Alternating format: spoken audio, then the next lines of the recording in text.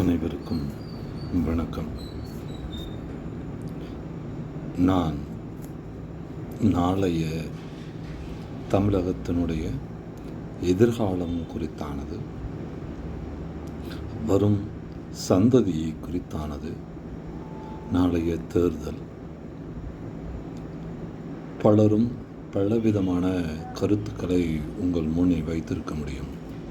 யாருக்கு நீங்கள் வாக்களிக்க வேண்டும், ஏன் வாக்களிக்க வேண்டும், இவர் இதை செய்தாரா, இவர் இதற்கு முன்னே எங்கே இருந்தார், எண்ணற்ற கேள்விகளை வினாக்களை உங்கள் முன்னே தொடுத்திருக்க முடியும்.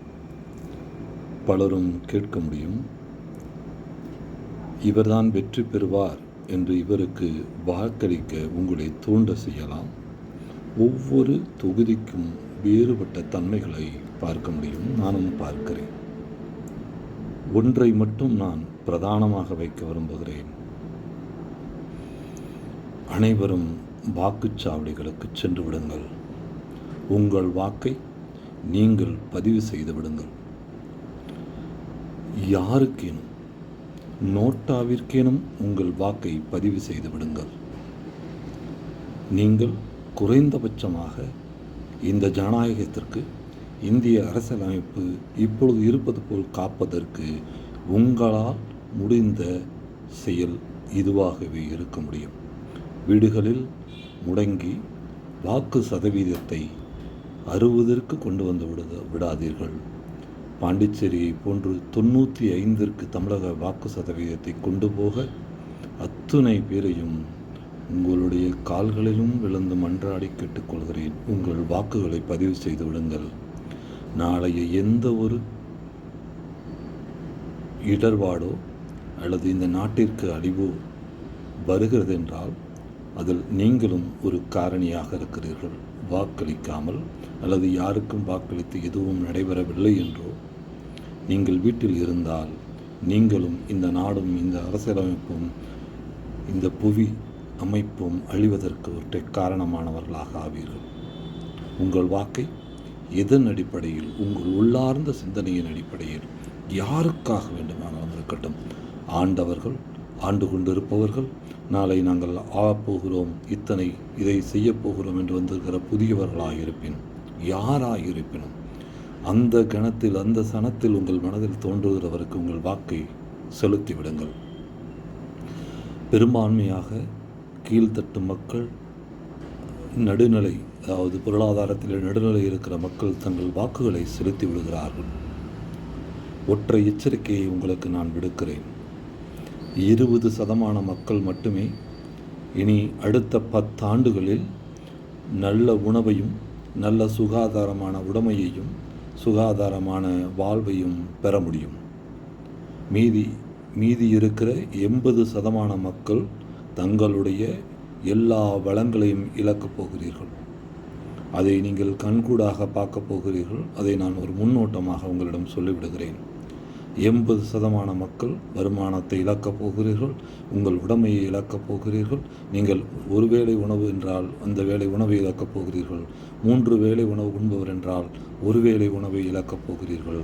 நீங்கள் ஒரு கோலாகலமான ஒரு பொழுதுபோக்கை நீங்கள் கொண்டாடி கொண்டிருக்கிறீர்கள் என்று சொன்னால் அந்த பொழுதுபோக்கு உங்கள் கையை விட்டு போகப் போகிறது. நீங்கள் பெறுகிற வருமானம் 100%லிருந்து 30% காணாமல் போகப் போகிறது. உங்களுடைய விலைவாசி உயர்வினால் உங்களுடைய வருமானம் கடன் வாங்க வைக்கப் போகிறது. இப்படியான சூழலை நீங்கள் எதிர்கொள்ளப் போகிறீர்கள் வரும் காலங்களில். அதனால் நீங்கள், எனக்கு யார் வெற்றி பெற்றாலும் எதுவும் நடவாது என்று இருக்கிற பெரும்பான்மையான மக்களுடைய வாழ்விலும் புயல் வீசப்போகிறது. உங்கள் வாக்கை சென்று பதிவு செய்து விடுங்கள். அது ஒற்றை காரணமே தமிழகத்துக்கு நீங்கள் ஆற்றுகிற, வாழ்கிற இந்த மண்ணிற்கு நீங்கள் ஆற்றுகிற சேவையாக இருக்கும். மாற்றம் வேண்டும், மாற்றம் வேண்டாம், எதுவாக இருந்தாலும் சரி, நாளை வாக்குச்சாவடிக்கு சென்று 1 மணி நேரம் டீக்கடையில் அமர்ந்து பேசுகிற அந்த 1 மணி நேரம் காத்திருந்து உங்களுடைய வாக்கை சரியாக பதிவு செய்துவிட்டு வாக்குச்சாவடியை விட்டு வெளியேறுகிற எல்லோரும் இந்த மண்ணின், இந்த நாட்டின், இந்திய நாட்டின் பிரஜைகள் மட்டுமல்ல, இந்த நாட்டை காக்கும் ஒவ்வொரு வீரனாக நான் பார்க்கிறேன். வாக்கு செலுத்தி இந்த நாட்டை மீளும் படுகொலிகளில் போவதை தடுக்கிற ஒரு ஒரு மீட்பர்களாக நீங்கள் பார்க்கப்படுவீர்கள். உங்களுடைய ஒவ்வொரு வாக்கும் இந்த நாட்டை குழிக்குள் விழுவதை தடுத்து நிறுத்தும் ஆக்கைகளாக இருக்கும் என்று நினைக்கிறேன். ஆக நாளை உங்கள் வாக்கை மறவாது பதிவு செய்யுங்கள். என் அன்பு சொந்தங்களே, நாம் இருக்கிற நிலை மிகவும் சரியான நிலையில் நாம் இல்லை. நம்மை விற்று தின்பதற்கு பெருங்கூட்டம் அழைகிறது. உங்கள் வாக்கு எனும் அதிகாரத்தை பயன்படுத்தி அந்த குழியில் நம்மை அவர்கள் தள்ளுவதற்கான வாய்ப்பை தடுத்து நிறுத்தி சிறிது கால அவகாசத்தை பெறுவதற்கு நீங்கள் உதவ வேண்டுமாய் என் அண்ணன், என் தந்தை, என் தகப்பன், என்னுடைய தாய், என்னுடைய தங்கை, என்னுடைய தம்பி, என்னுடைய பிள்ளைகள் எல்லோரையும் கேட்டுக்கொள்கிறேன். உங்கள் வாக்கை மறவாது பதிவு செய்யுங்கள். என் ஒற்றை தலைமுறை வருகிற இளைய தலைமுறை எங்கே போகிறது என்று எனக்கு தெரியவில்லை. அவர்கள் இந்த தேர்தலிலும் வாக்களிக்க வேண்டும் என்கிற ஒரு உத்வேகத்தோடு நிற்கிறார்கள். அந்த வாக்கு எதுவாக ஆனாலும் ஆகட்டும், அந்த தலைமுறை அடுத்த தலைமுறையை உருவாக்கப் போகிற தருணம் வரும் வரை இந்த ஊரையும் இந்த நாட்டையும் காக்க வேண்டியது விழிப்பிருந்த சிந்திக்கக்கூடிய ஒவ்வொரு இந்தியனும் ஒவ்வொரு தமிழனும் கடமையாக பார்க்கிறேன். தமிழகத்தில் வாழ்கிற என் சொந்தங்களே, நாளை மறவாமல் உங்கள் வாக்கை சென்று பதிவு செய்யுங்கள். எந்த ஒரு சதவீதத்தையும் விட்டு வைக்காதீர்கள். அதை யாரேனும் இட்டு நிரப்புவதற்கோ அல்லது அதன் மூலம் நம் மீது ஏதேனும் ஒரு வன்முறை வந்து விழுவதற்கும் வாய்ப்புகளை தராதீர்கள். அனைத்து சொந்தங்களும் நாளை வாக்குச்சாவடியை நேரம் கருதி வெயிலை தவிர்த்து எப்படி உங்களால் வாக்களிக்க முடியுமோ போய் வாக்களித்து விட்டு வந்து விடுங்கள். தயவு செய்து வாக்களித்து விடுங்கள். நாளை உங்கள் வாக்கை இந்த நாட்டினுடைய பெண்ணுயிர்கள் உயிரை மாய்த்து பெற்ற சுதந்திரத்தின் அடிப்படையில் உருவான இந்த நாடு, அதற்கு பிறகு பல எண்ணற்ற மேதைகள் கட்டியமைத்த இந்த அரசியலமைப்பு இன்னும் பல காலம் நீடிக்க வேண்டும் என்று சொன்னால், நாம் பார்க்கிற போர்களிலால் பல நாடுகள் பாதிக்கப்பட்டிருந்தும் என் இந்திய நாடு இன்றும் தனித்து நிற்கிறது, பல சிக்கல்களுக்குள்ளும் ஒற்றுமையோடு நிற்கிறது என்று சொன்னால் அதற்கு அந்த ஒற்றை அரசியலமைப்பு என்கிற அந்த அமைப்பு தான். அந்த அமைப்பு என்கிற ஆலமரம் வியாபித்து நிற்கிறது. அந்த ஆலமரத்தை காக்க வேண்டியது ஒவ்வொருவருடைய கடமை. நீங்கள் அதன் மூலம் ஆதாயம் பெற்றிருக்கிறீர்கள். உங்களுடைய வளங்கள் அதன் மூலமாக உறுதி செய்யப்பட்டிருக்கின்றன. ஆகையால் அதை காக்க வேண்டியது ஒவ்வொருவருடைய கடமை. அந்த கடமையிலிருந்து ஒருபோதும் தவறாதீர்கள்.